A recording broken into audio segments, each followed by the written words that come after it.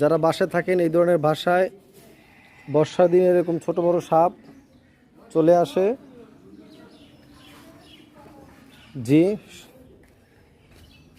এগুলোতে কামড় দিলে ডেট হওয়ার সম্ভাবনা বেশি ওজা আসার আগে। এই ধরনের যদি পরিত্যক্ত জুতা থাকে ওই জুতাগুলো পরিষ্কার করবেন। এরকম জুতাতে ওরা এরকম জুতার ভিতরে লুকে থাকে। এই সাপগুলো এরকম ঘরের ভিতরে থাকে।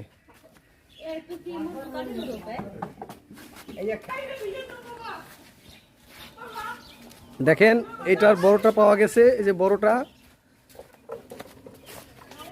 এই যে বড় সাপ এটা। ওই যে শব্দ বয়মের ভিতর থেকে শব্দ চলে আসে।